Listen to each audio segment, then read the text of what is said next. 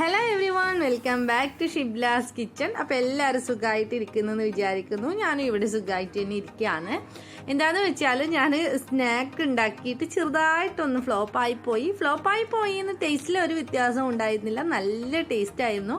ഫ്ലോപ്പായി പോയി എന്ന് വെച്ചാൽ ചെറിയൊരു മിസ്റ്റേക്ക് പറ്റി. അപ്പം നമ്മളും എല്ലാം തികഞ്ഞവരല്ലാതെ നിങ്ങളും കൂടി അറിയണമല്ലോ. അപ്പം അതുകൊണ്ടാണ് ഞാൻ ഈ ഒരു വീഡിയോ ഇടുന്നത്. ശരിക്കും പറഞ്ഞാൽ ടേസ്റ്റിന് ഒരു വ്യത്യാസം ഉണ്ടായിരുന്നില്ല. പക്ക പെർഫെക്റ്റ് ആയിരുന്നു എല്ലാം. ലാസ്റ്റ് ടൈമിന് ഞാൻ ശ്രദ്ധിക്കാതെ പോയിട്ട് ഒരു മിനിറ്റ് 1-2 മിനിറ്റ് ഞാൻ ശ്രദ്ധിക്കാതെ പോയത് കൊണ്ട് എനിക്ക് പറ്റിയിട്ടുള്ള ഒരു അബദ്ധമാണ്. അപ്പം അതുകൊണ്ട് തന്നെ വീഡിയോ വേസ്റ്റായി പോകുന്ന വീഡിയോ ആയിരുന്നു. അതുകൊണ്ട് തന്നെ അപ്പം ഞാനത് വേസ്റ്റ് ചെയ്യണ്ട, നല്ല ടേസ്റ്റും കാര്യങ്ങളൊക്കെ ഉള്ളതല്ലേ എന്ന് കരുതിയിട്ട് ഞാൻ അങ്ങനെ തന്നെ ഇടാമെന്ന് വിചാരിക്കുന്ന ഒരു സ്നാക്കാണ്. അപ്പം നല്ല ടേസ്റ്റാണ്. എല്ലാവരും ഇഫ്താറിന് ട്രൈ ചെയ്ത് നോക്കിയിട്ട് തീർച്ചയായിട്ടും ഫീഡ്ബാക്ക്സ് അറിയിക്കണം കേട്ടോ. അപ്പം നമുക്ക് വേഗം തന്നെ വീഡിയോയിലോട്ട് പോവാം. എങ്ങനെയാണ് ഞാൻ ഇന്ന് തയ്യാറാക്കുന്ന ഒരു സ്നാക്ക് തയ്യാറാക്കുന്നത് നോക്കാം. അപ്പോൾ നിങ്ങൾക്ക് ഇഷ്ടപ്പെട്ടിട്ടുള്ള സ്നാക്ക് ഈ ഫോട്ടോയിൽ കണ്ടത് ഏതാണെന്ന് നിങ്ങളൊന്ന് കമൻറ്റ് ചെയ്യും കേട്ടോ. അപ്പോൾ നമുക്ക് വീഡിയോയിലോട്ട് പോവാം. അപ്പം ഞാൻ ഈ ഒരു സ്നാക്ക് തയ്യാറാക്കാനായിട്ട് ഇവിടെ ഒരു 200 ഗ്രാംസോളം ചിക്കൻ എടുത്തിട്ടുണ്ട്. ബോൺലെസ് ചിക്കനാണ് ഞാൻ എടുത്തിട്ടുള്ളത്. അതിലോട്ട് ഉപ്പ് ചേർത്ത് കൊടുക്കുന്നുണ്ട്. എന്നിട്ട് 1 ടീസ്പൂൺ നമ്മുടെ കാശ്മീരി മുളക് പൊടി ഉണ്ടല്ലോ, കാശ്മീരി മുളക് പൊടി ചേർത്ത് കൊടുത്തിട്ടുണ്ട്. ഇനി 1 ടീസ്പൂണ് വിനാഗിരിയും കൂടി ചേർത്ത് കൊടുത്തിട്ടുണ്ട്. പിന്നെ 1 ടീസ്പൂണ് ജിഞ്ചർ ഗാർലിക് പേസ്റ്റും കൂടി ചേർത്ത് കൊടുത്തിട്ട് ഇത് നന്നായിട്ടൊന്ന് മാരിനേറ്റ് ചെയ്തെടുക്കുക. മുളക് പൊടി ആവശ്യമുണ്ട് എന്നുണ്ടെങ്കിൽ വീണ്ടും ചേർത്ത് കൊടുക്കുക കേട്ടോ. ഞാൻ കുറച്ചും കൂടി ചേർത്ത് കൊടുത്തിട്ടുണ്ട്. പിന്നെ വേണമെന്നുണ്ടെങ്കിൽ 1 ടീസ്പൂൺ കോൺഫ്ലോറും കൂടി ചേർത്ത് കൊടുക്കാം.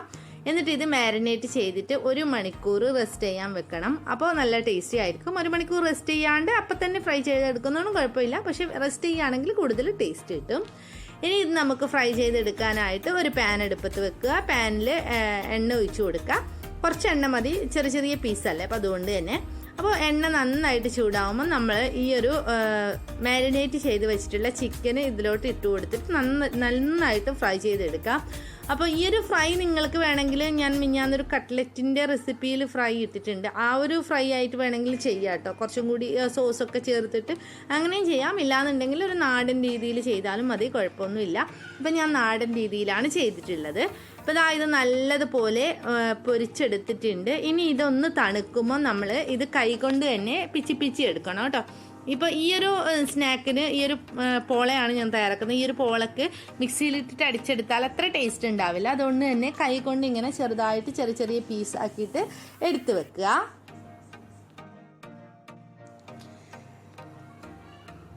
ഇനി നമ്മൾ മസാല തയ്യാറാക്കാം. അതിന് വേണ്ടിയിട്ട് ഞാൻ വേറൊരു പാന് വെച്ചിട്ടുണ്ട്. എന്നിട്ട് നമ്മൾ ചിക്കൻ ഫ്രൈ ചെയ്തെടുത്തിട്ടുള്ള അതേ ഓയിലിൽ നിന്ന് തന്നെ 2 ടേബിൾ സ്പൂൺ ഓയിൽ ഈ പാനിലോട്ട് ചേർത്ത് കൊടുത്തിട്ടുണ്ട്. ആ ഓയിൽ ചൂടാവുമ്പോൾ നമുക്ക് ഇതിലോട്ട് 2 വലിയ സവാള ചെറുതായിട്ട് കൊത്തി അരിഞ്ഞത് ചേർത്ത് കൊടുക്കാം. വലിയതായതുകൊണ്ട് തന്നെ 2 എണ്ണം മതിയാവും. കുറച്ച് അത്യാവശ്യം ചെറുതൊക്കെ ആണെന്നുണ്ടെങ്കിൽ 3 എണ്ണം എടുത്തോളൂ. ഇനി ഇത് നന്നായിട്ടൊന്ന് വഴറ്റിയെടുക്കാം. സവാള പെട്ടെന്ന് വഴന്ന് കിട്ടാൻ വേണ്ടിയിട്ട് ഉപ്പ് ചേർത്ത് കൊടുക്കാം കേട്ടോ വേണമെന്നുണ്ടെങ്കിൽ. ഇനി ഇതിലോട്ട് നമ്മൾ ചേർത്ത് കൊടുക്കുന്നത് 1 ടീസ്പൂൺ ഇഞ്ചി വെളുത്തുള്ളി പേസ്റ്റ് ആണ്. അപ്പോൾ ഇഞ്ചി വെളുത്തുള്ളി പേസ്റ്റും കൂടി ചേർത്ത് കൊടുത്തിട്ട് ഒന്ന് വഴറ്റിയെടുക്കുക. എന്നിട്ട് 1 ടീസ്പൂൺ കാശ്മീരി മുളക് പൊടി ഇതിലോട്ട് ചേർത്ത് കൊടുക്കുക. ഇതിലോട്ട് നമ്മൾ കുരുമുളക് പൊടി അല്ല കേട്ടോ ചേർക്കുന്നത്, സാധാരണ മുളക് പൊടിയാണ്.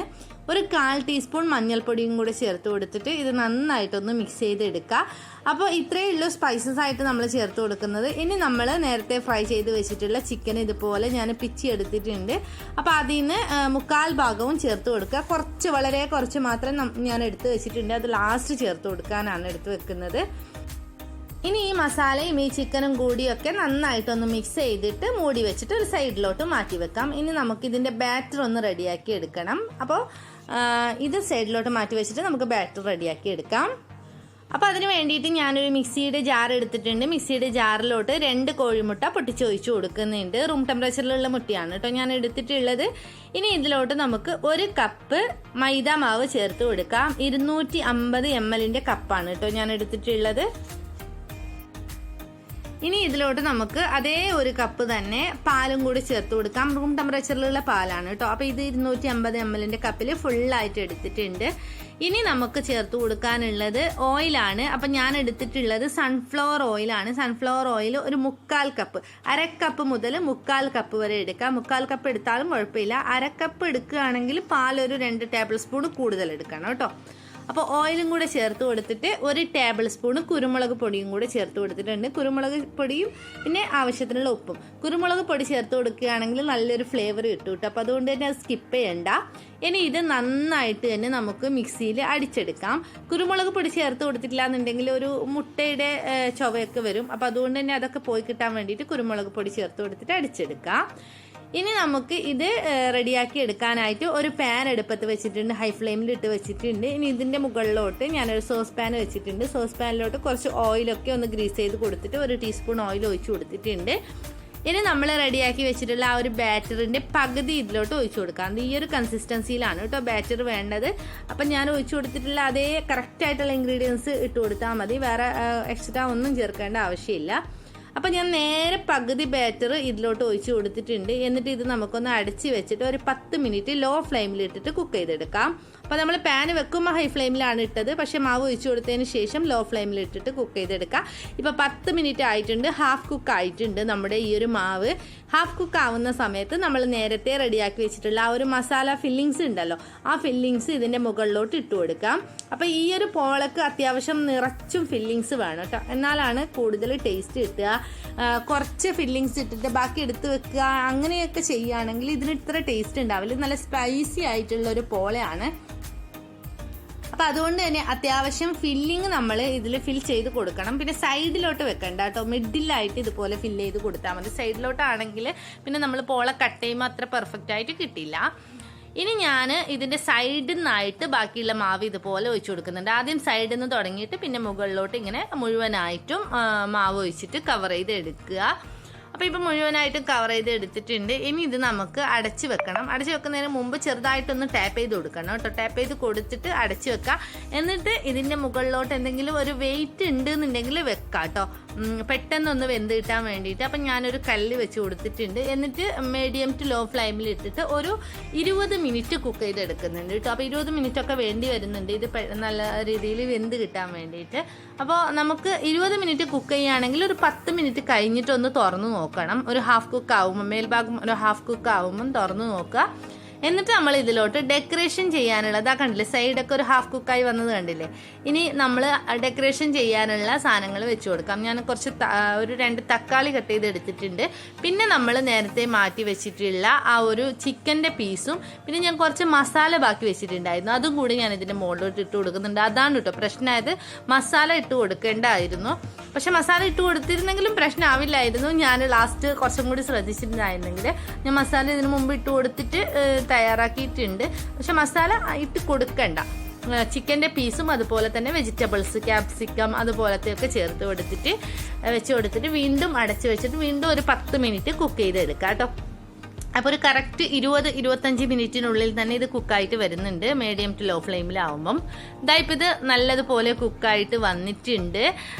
എങ്ങനെയാണെന്ന് വെച്ചാൽ ഒരു സ്ക്യൂർ കുത്തി നോക്കിയാൽ മതി. നമ്മൾ കേക്കൊക്കെ നോക്കില്ല, അതുപോലെ ഒരു സ്ക്യൂർ കുത്തി നോക്കിയാൽ മതി വെന്തിട്ടുണ്ടോ എന്ന് അറിയാൻ വേണ്ടിയിട്ട്. സ്ക്യൂർ ക്ലീൻ ആണെങ്കിൽ വെന്തിട്ടുണ്ട് എന്നാണ് അർത്ഥം. പക്ഷെ ഇതിൻ്റെ മുകൾ ഭാഗം നല്ല വൈറ്റിഷ് കളറായിട്ടല്ലേ ഉള്ളത്. അപ്പോൾ അതുകൊണ്ട് തന്നെ ഇത് ചെറുതായിട്ടൊന്ന് കളറ് മാറ്റണം. അപ്പോൾ അതിന് വേണ്ടിയിട്ട് ഞാനിത് തിരിച്ചിട്ട് കൊടുക്കുകയാണ് ചെയ്യുന്നത്. അപ്പോഴാണ് എനിക്ക് പണി കിട്ടിയിട്ടുള്ളത്. ഞാൻ വേറൊരു പാനിലോട്ട് കുറച്ച് ഓയിലൊന്ന് ഗ്രീസ് ചെയ്തിട്ട് അതിലോട്ട് തിരിച്ചിട്ട് കൊടുത്തിട്ടുണ്ട്. ഇതാ കണ്ടില്ല, അടിഭാഗമൊക്കെ നല്ല പെർഫെക്റ്റ് ആയിട്ട് തന്നെ വന്നിട്ടുണ്ട്. പക്ഷേ ഈ തിരിച്ചിട്ട് കൊടുത്തിട്ട് എനിക്ക് പറ്റിയ അബദ്ധം എന്താണെന്ന് വെച്ചാൽ ഹൈ ഫ്ലെയിമിലായിരുന്നു തിരിച്ചിട്ട് കൊടുക്കുമ്പോൾ. അത് ഞാൻ ലോ ചെയ്യാൻ മറന്നു. പിന്നെ പെട്ടെന്ന് ഇങ്ങനെ പുക വരുന്ന കാണുമ്പോഴാണ് എനിക്ക് മനസ്സിലായത് ഇത് ഹൈ ഫ്ലെയിമിലാണ് ഉള്ളതെന്ന്. അപ്പോൾ അതുകൊണ്ട് തന്നെ ഞാനിത് മാറ്റുമ്പോൾ ദാ കണ്ടില്ലേ ഈ ഒരു പരിവായിട്ടുണ്ടായിരുന്നു.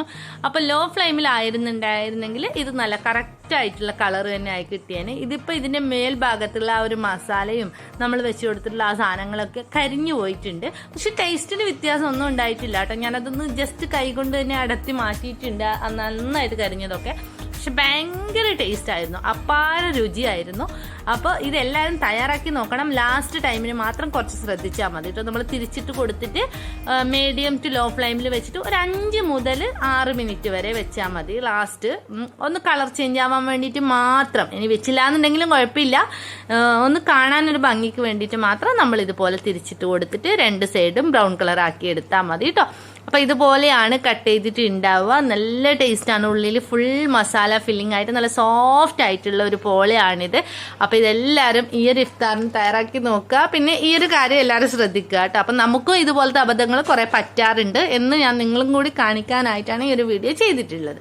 അപ്പോൾ ഈ ഒരു വീഡിയോ എല്ലാവർക്കും ഇഷ്ടമായിട്ടുണ്ടാകുമെന്ന് വിചാരിക്കുന്നുണ്ട്. ഇഷ്ടമായാലും ലൈക്ക് ചെയ്യുക, ഷെയർ ചെയ്യുക, പിന്നെ നിങ്ങളുടെ അഭിപ്രായങ്ങൾ എന്തായാലും അത് കമൻറ്റ് ചെയ്യുക. അതുപോലെ തന്നെ ചാനൽ സബ്സ്ക്രൈബ് ചെയ്തിട്ടില്ല എന്നുണ്ടെങ്കിൽ സബ്സ്ക്രൈബ് ചെയ്യുക കേട്ടോ. അപ്പോൾ വീണ്ടും നല്ലൊരു വീഡിയോ ആയിട്ട് വരാം. അതുവരേക്കും എല്ലാവരും സുഖമായിട്ടിരിക്കുക. Take care, bye bye, thank U.